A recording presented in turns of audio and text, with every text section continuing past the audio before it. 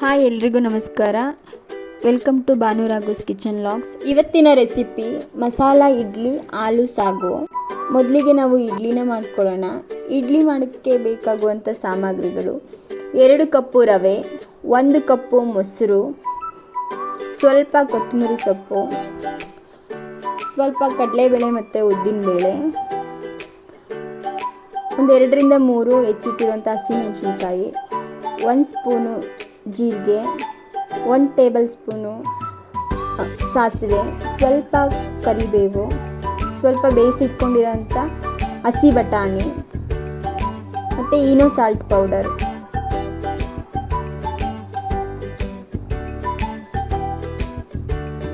ಮೊದಲಿಗೆ ನಾವೊಂದು ಪಾತ್ರೆಯಲ್ಲಿ ಆಯಿಲ್ನ ಹಾಕೋಬೇಕು. ಎಣ್ಣೆ ಬಿಸಿ ಆದಮೇಲೆ ಸ್ವಲ್ಪ ಸಾಸಿವೆನ ಸೇರಿಸ್ಕೊಳ್ಳಿ. ಹಾಗೆ ತೊಗೊಂಡಿರೋ ಅಂಥ ಕಡಲೆಬೇಳೆ ಉದ್ದಿನಬೇಳೆ ಕೂಡ ಸೇರಿಸ್ಕೊಂಡು ಫ್ರೈ ಮಾಡ್ಕೊಳ್ಳಿ.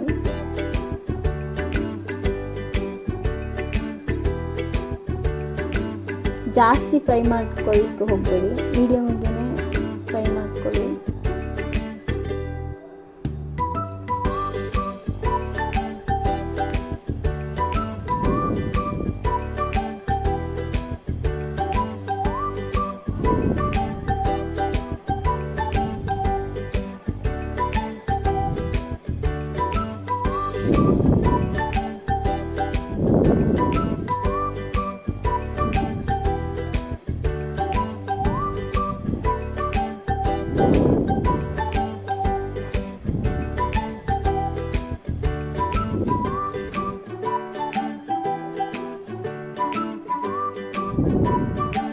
ಅದಕ್ಕೆ ಸ್ವಲ್ಪ ತಗೊಂಡಿರೋಂಥ ಜೀರಿಗೆನೂ ಕೂಡ ಸೇರಿಸ್ಕೊಳ್ಳಿ.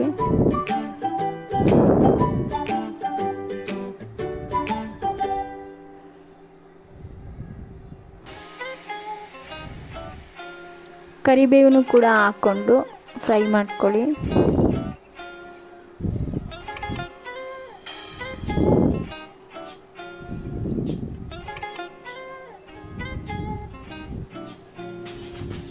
ಹಸಿಮೆಣಸಿನ್ಕಾಯಿ ಕೂಡ ಹಾಕ್ಕೊಳ್ಳಿ. ಸ್ವಲ್ಪ ಹಸಿ ವಾಸನೆ ಹೋಗೋವರೆಗೂ ಸ್ವಲ್ಪ ಫ್ರೈ ಮಾಡ್ಕೊಳ್ಳಿ.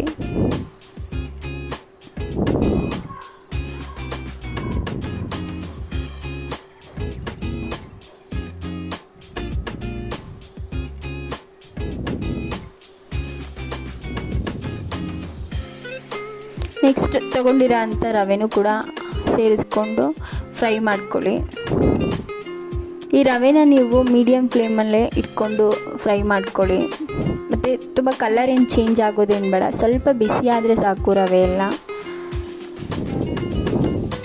ಮತ್ತು ಇದನ್ನು ನಾವು ಸ್ಟೀಮ್ ಮಾಡೋದ್ರಿಂದ ಅಷ್ಟೊಂದು ನಾವು ಫ್ರೈ ಮಾಡ್ಕೋಬೇಕು ಅನ್ನೋದೇನಿರಲ್ಲ.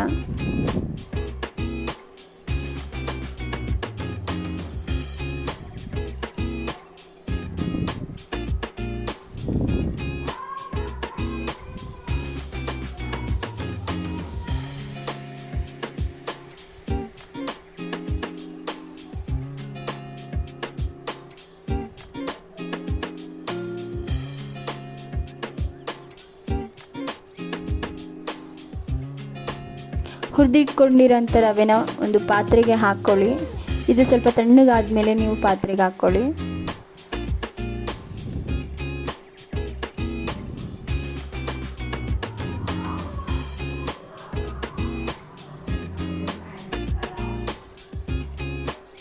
ಅದಕ್ಕೆ ಸ್ವಲ್ಪ ಮೊಸರನ್ನ ಹಾಕ್ಕೊಳ್ಳಿ.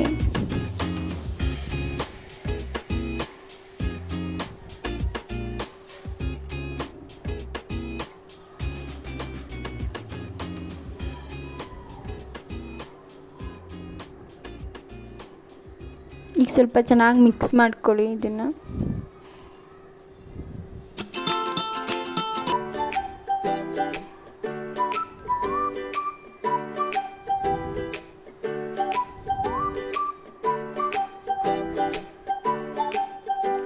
ಸ್ವಲ್ಪ ನೀರನ್ನ ಕೂಡ ಆ್ಯಡ್ ಮಾಡಿಕೊಂಡು ಮಿಕ್ಸ್ ಮಾಡ್ಕೊಳ್ಳಿ.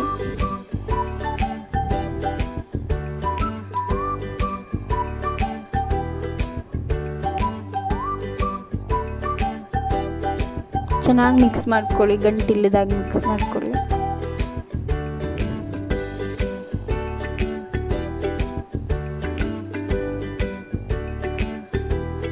ಬೇಯಿಸಿಟ್ಕೊಂಡಿರೋ ಅಂಥ ಬಟಾಣಿ ಕೂಡ ಹಾಕ್ಕೊಳ್ಳಿ, ಹಾಗೆ ಕೊತ್ತಂಬರಿ ಕೂಡ ಹಾಕ್ಕೊಂಡು ಮಿಕ್ಸ್ ಮಾಡ್ಕೊಳ್ಳಿ ಚೆನ್ನಾಗಿ.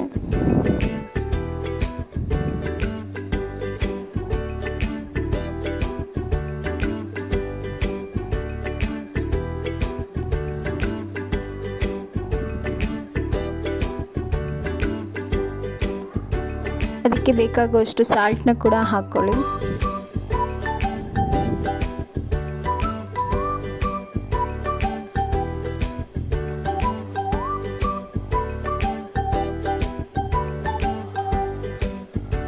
ಇದನ್ನು ನಾವು ಒಂದು 30 ಮಿನಿಟ್ಸ್ ನೆನೆಸ್ಕೋಬೇಕಾಗುತ್ತೆ. 30 ಮಿನಿಟ್ಸ್ ಆದಮೇಲೆ ಇಡ್ಲಿ ಮಾಡಲಿಕ್ಕೆ ಇಡ್ಬೋದು.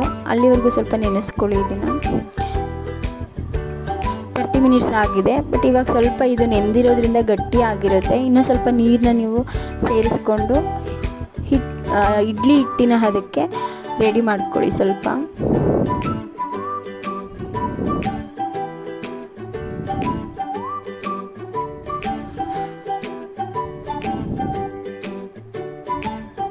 ಇಡ್ಲಿನ ಹಾಕುವಾಗ ಸ್ವಲ್ಪ ಈನೋ ಪೌಡ್ರನ್ನ ಹಾಕ್ಕೊಂಡು ಮಿಕ್ಸ್ ಮಾಡ್ಕೊಳ್ಳಿ, ಏಕೆಂದರೆ ಇನ್ಸ್ಟಂಟಾಗಿ ಅದು ಉಬ್ಬುತ್ತೆ. ಇವಾಗ ನಾವು ದೋಸೆ ಹಿಟ್ಟಾದರೆ ರಾತ್ರಿಯೇ ರುಬ್ಬಿಟ್ಟಿರ್ತೀವಿ, ಅದು ಬೆಳಗ್ಗೆಗೆ ಚೆನ್ನಾಗಿರುತ್ತೆ. ಬಟ್ ನಾವು ಇವಾಗಲೇ ರೆಡಿ ಮಾಡಿಕೊಂಡು ಇಡ್ಲಿ ಮಾಡ್ತಾ ಇರೋದ್ರಿಂದ ಸ್ವಲ್ಪ ಈನೋ ಸಾಲ್ಟನ್ನ ಹಾಕ್ಕೊಳ್ಳೋದ್ರಿಂದ ಸ್ವಲ್ಪ ಸಾಫ್ಟಾಗಿ ಬರುತ್ತೆ ಇಡ್ಲಿ.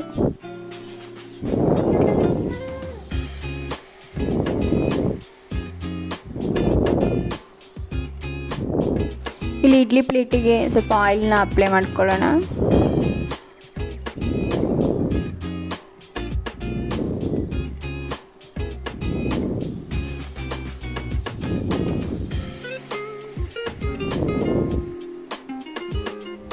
ಹಿಟ್ಟನ್ನು ಎಲ್ಲದಕ್ಕೂ ತುಂಬ ಹಾಕಕ್ಕೆ ಹೋಗಬೇಡಿ, ಸ್ವಲ್ಪನೇ ಹಾಕ್ಕೊಳ್ಳಿ. ಅದು ಉಬ್ಬೋದ್ರಿಂದ ಒಂದರಿಂದ ಒಂದು ಪಾತ್ರೆಗೆ ಅಂಟ್ಕೊಬಿಡುತ್ತೆ, ಹಾಗಾಗಿ ಸ್ವಲ್ಪನೇ ಹಾಕ್ಕೊಳ್ಳಿ.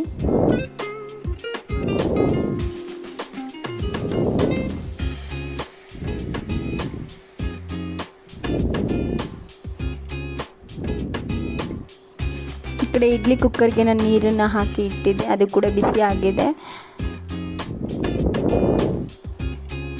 ಈ ಒಂದು ಇಡ್ಲಿನ ನಾವು ಒಂದು 10 to 15 ಮಿನಿಟ್ಸಲ್ಲೇ ರೆಡಿ ಮಾಡ್ಕೋಬೋದು. ಅಷ್ಟರೊಳಗೆ ನಾವು ಸಾಗು ಮಾಡೋದು ಹೇಗೆ ಅಂತ ನೋಡ್ಕೊಂಬರೋಣ. ನಾನಿಲ್ಲಿ 3 ಆಲೂಗೆಡ್ಡೆನ ತೊಗೊಂಡಿದ್ದೆ, ಅದನ್ನು ಬೇಯಿಸಿ ಸಿಪ್ಪೆ ತೆಗೆದಿಟ್ಕೊಂಡಿದ್ದೀನಿ. 2 ಆನಿಯನ್ ತೊಗೊಂಡಿದ್ದೆ, ಸ್ವಲ್ಪ ಬೇಯಿಸಿರೋಂಥ ಬಟಾಣಿನ ತೊಗೊಂಡಿದ್ದೀನಿ, ಸ್ವಲ್ಪ ಕೊತ್ತಂಬರಿ ಸೊಪ್ಪು, ಒಂದು ಚಿಕ್ಕದು ಟೊಮೊಟೊ ತೊಗೊಂಡಿದ್ದೀನಿ, ಹೆಚ್ಚಿಟ್ಟಿರೋವಂಥ ಹಸಿಮೆಣಸಿನ್ಕಾಯಿ,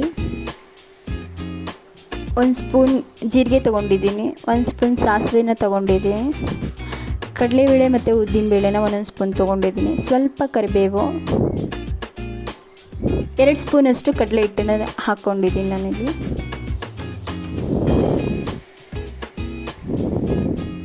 ಇಲ್ಲಿ ಒಂದು ಪಾತ್ರೆಗೆ ಆಯಿಲ್ನ ಹಾಕ್ಕೊಂಡು ಒಗ್ಗರಣೆನ ಹಾಕ್ಕೊಳ್ಳೋಣ.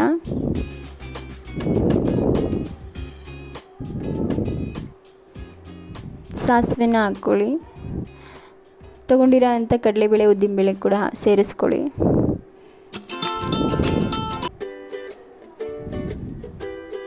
ಸ್ವಲ್ಪ ಹಾಗೆ ಲೈಟಾಗಿ ಫ್ರೈ ಮಾಡ್ಕೊಳ್ಳಿ.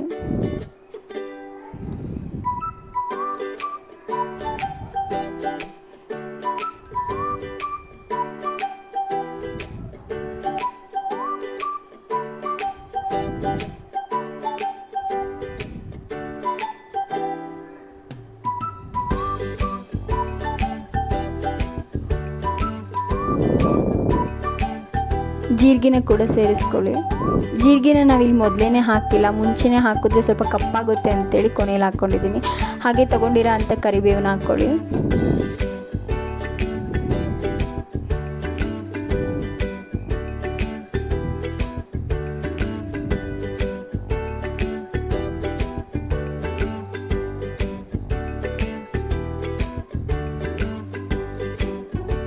ಹಸಿಮೆಣಸಿನ್ಕಾಯಿ ಕೂಡ ಹಾಕ್ಕೊಳ್ಳಿ.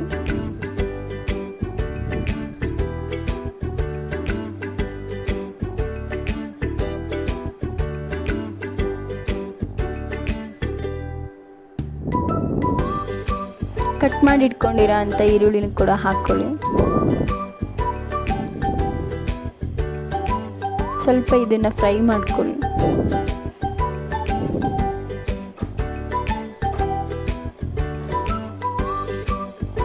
ಸ್ವಲ್ಪ ಸಾಲ್ಟನ್ನು ಕೂಡ ಸೇರಿಸ್ಕೊಳ್ಳಿ.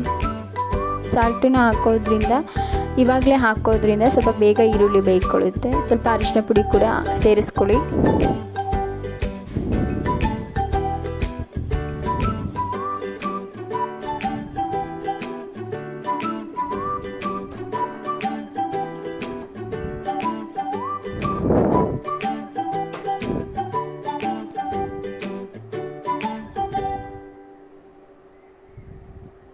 ಚೆನ್ನಾಗಿ ಫ್ರೈ ಮಾಡ್ಕೊಳ್ಳಿ ಇದನ್ನು.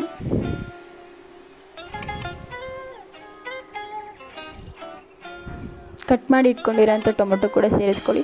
ಟೊಮೊಟೊ ನಿಮಗೆ ಆಪ್ಷನಲ್ಲು, ಬೇಕು ಅಂದರೆ ಹಾಕ್ಕೊಳ್ಳಿ, ಇಲ್ಲಾಂದರೆ ಬೇಡ. ಸಾಮಾನ್ಯವಾಗಿ ಹಾಕಲ್ಲ, ಬಟ್ ನಮ್ಮನೇಲಿ ಟೊಮೊಟೊ ಹಾಕಿದ್ರೆ ಲೈಕ್ ಮಾಡ್ತಾರೆ, ಅದಕ್ಕಾಗಿ ನಾನು ಟೊಮೊಟೊ ಹಾಕ್ಕೊಂಡಿದ್ದೀನಿ. ನಿಮ್ಗೆ ಬೇಡ ಅಂದರೆ ನೀವು ಸ್ಕಿಪ್ ಮಾಡ್ಕೋಬೋದು.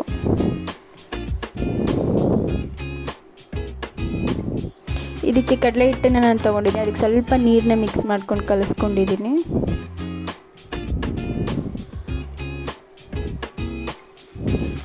ಈ ಕಡಲೆ ಹಿಟ್ಟನ್ನು ಹಾಕ್ಕೊಳ್ಳೋದ್ರಿಂದ ಸ್ವಲ್ಪ ಸಾಗು ಗಟ್ಟಿಯಾಗಿ ಬರುತ್ತೆ, ಇಲ್ಲ ನೀರಾಗೇ ಇದ್ಬಿಡುತ್ತೆ. ಅದಕ್ಕೋಸ್ಕರ 1-2 ಸ್ಪೂನಷ್ಟು ನಾವು ಕಡಲೆ ಹಿಟ್ಟನ್ನು ಸೇರಿಸ್ಕೊಳ್ತಾ ಇದ್ದೀವಿ.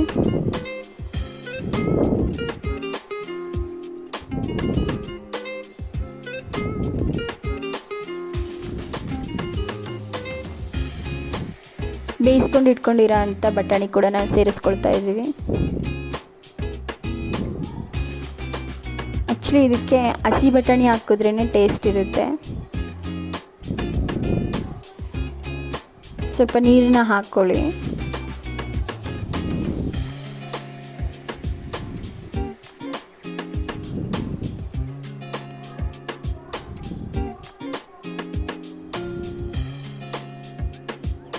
ನಿಮಗೆ ಎಷ್ಟು ಗಟ್ಟಿ ಬೇಕೋ ಅಷ್ಟಕ್ಕೆ ನೀರನ್ನ ನೀವು ಸೇರಿಸ್ಕೊಳ್ಳಿ.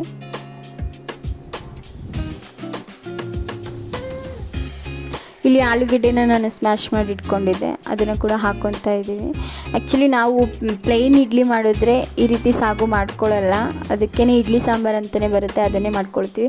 ಬಟ್ ಮಸಾಲೆ ಇಡ್ಲಿ ಆಗಿರೋದ್ರಿಂದ ಆಲೂಗೆಡ್ಡೆ ಸಾಗುನ ಮಾಡ್ಕೊಳ್ತಾ ಇದ್ದೀವಿ. ತುಂಬ ಟೇಸ್ಟಿಯಾಗಿರುತ್ತೆ. ಆ್ಯಕ್ಚುಲಿ ಮಸಾಲೆ ಇಡ್ಲಿಗೆ ಸಾಗುನೇ ಒಳ್ಳೆ ಕಾಂಬಿನೇಷನ್ ಕೊಡುತ್ತೆ. ಅದಕ್ಕೋಸ್ಕರ ಇಲ್ಲಿ ನಾವು ಮಸಾಲೆ ಇಡ್ಲಿಗೆ ಸಾಗುನ ಆಲೂಗೆಡ್ಡೆ ಸಾಗುನ ಮಾಡ್ಕೊಳ್ತಾ ಇದ್ದೀವಿ.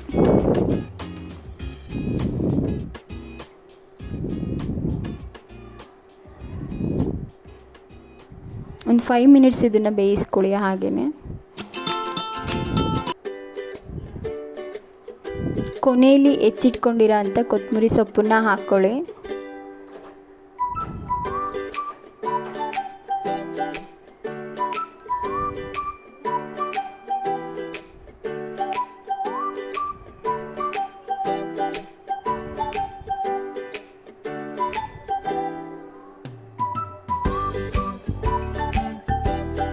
ಸ್ವಲ್ಪ ಸಾಲ್ಟು ಕಡಿಮೆ ಇದ್ದರೆ ಸ್ವಲ್ಪ ಹಾಕ್ಕೊಳ್ಳಿ. ರುಚಿಗೆ ತಕ್ಕಷ್ಟು ಸಾಲ್ಟನ್ನ ಸೇರಿಸ್ಕೊಳ್ಳಿ.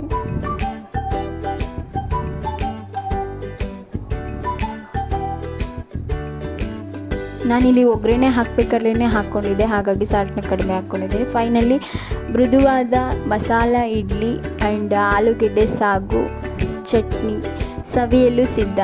ದಯವಿಟ್ಟು ನಿಮಗೆ ಇಷ್ಟ ಆಗಿದ್ದರೆ ಕಮೆಂಟ್ ಮಾಡಿ, ಶೇರ್ ಮಾಡಿ. ಆ್ಯಂಡ್ ಯಾರೆಲ್ಲ ಸಬ್ಸ್ಕ್ರೈಬ್ ಮಾಡ್ಕೊಂಡಿಲ್ಲ ನನ್ನ ಚಾನಲ್ಗೆ ಸಬ್ಸ್ಕ್ರೈಬ್ ಮಾಡ್ಕೊಳ್ಳಿ. Thank you.